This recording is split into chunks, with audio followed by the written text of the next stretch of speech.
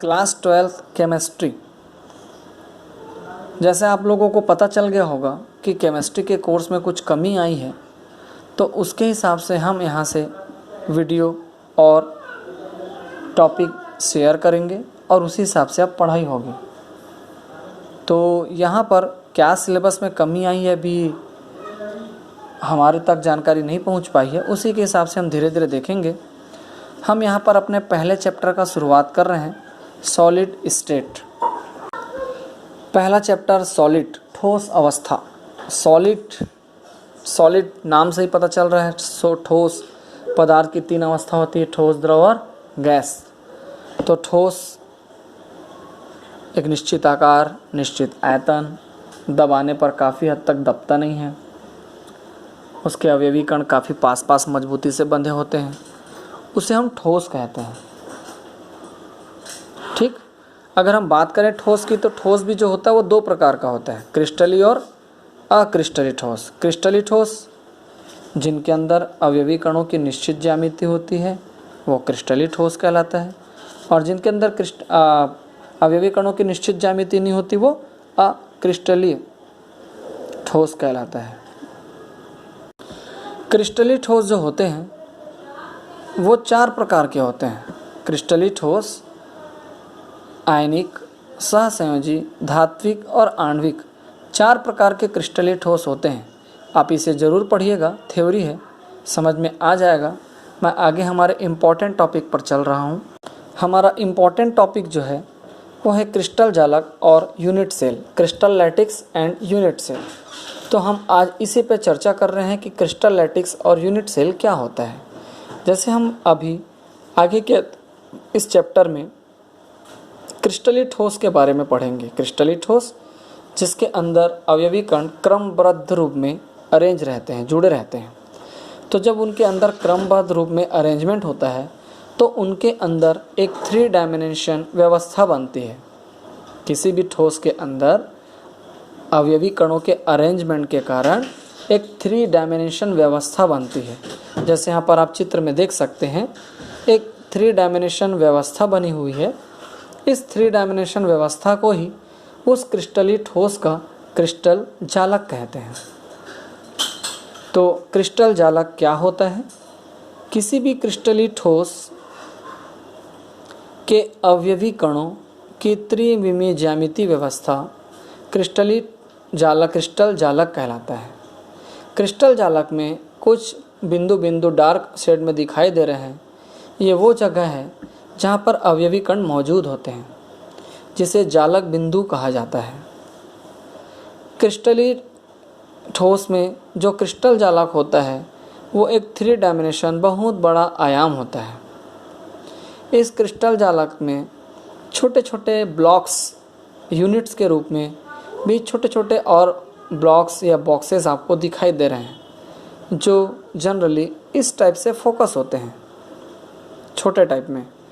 तो अगर इस क्रिस्टल जालक से इस प्रकार के छोटे छोटे पीसेस बाहर निकाले जाएं, तो वो जो छोटे छोटे पीसेस जो सेम आकार के सेम दिखाई देते हैं आकार में, साइज में बस छोटे होते हैं, वो कहलाते हैं यूनिट सेल।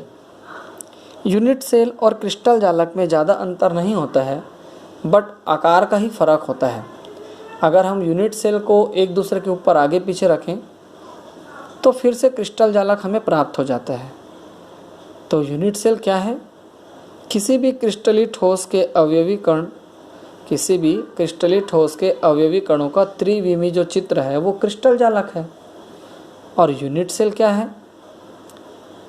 किसी भी क्रिस्टल जालक का वह छोटा इकाई जिसे बार बार एक दूसरे के ऊपर फिर से अरेंज करने से फिर से हमें एक क्रिस्टल जालक मिल जाता है, यूनिट सेल कहलाता है। यहाँ पर यूनिट सेल में हम मुख्यतः 4 प्रकार के यूनिट सेल देख रहे हैं। बेसिक यहाँ पर आपको जो पेपर में आएगा वो 3 प्रकार के यूनिट सेल के बारे में ही आपसे पूछा जाएगा।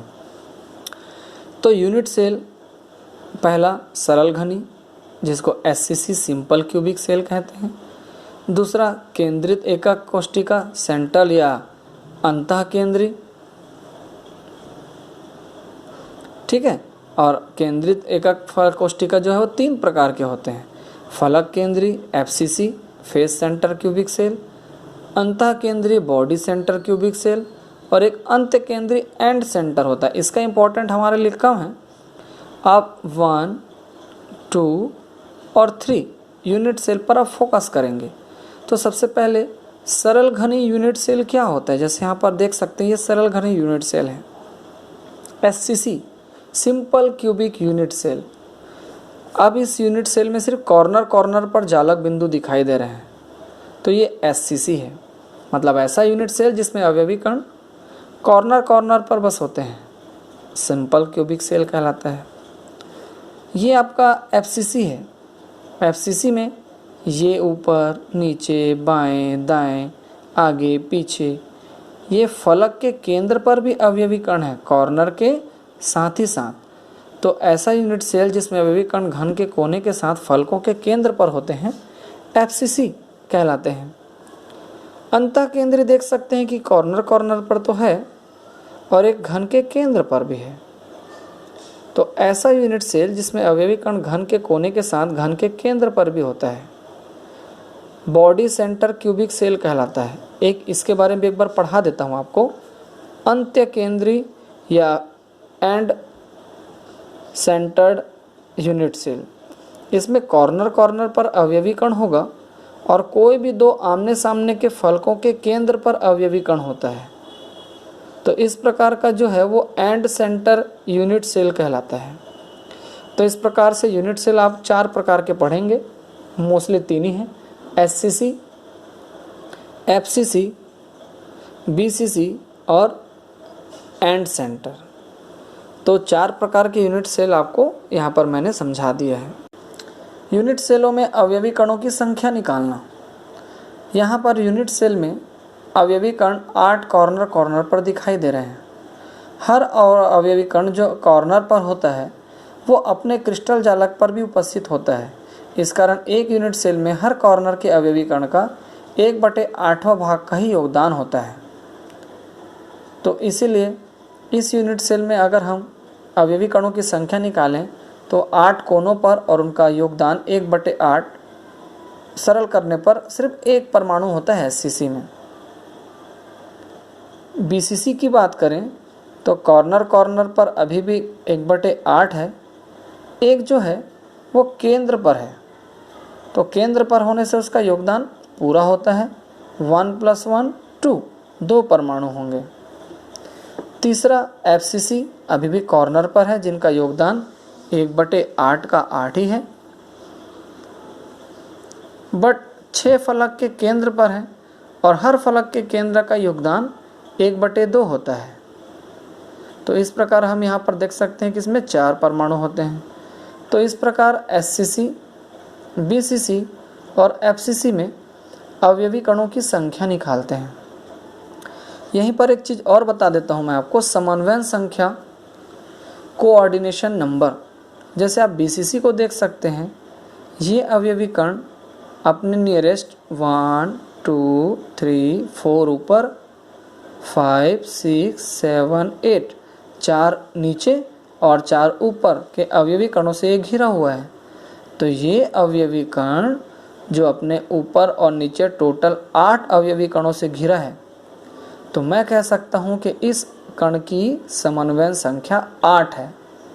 तो समन्वयन संख्या का क्या मतलब होता है? एक अवयवी कण अपने निकटतम जितने अवयवी कणों से घिरा होता है उसे उस कण की समन्वयन संख्या कहते हैं।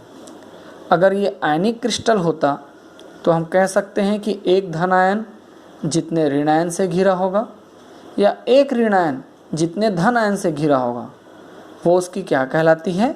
समन्वयन संख्या कहलाती है। ठीक है।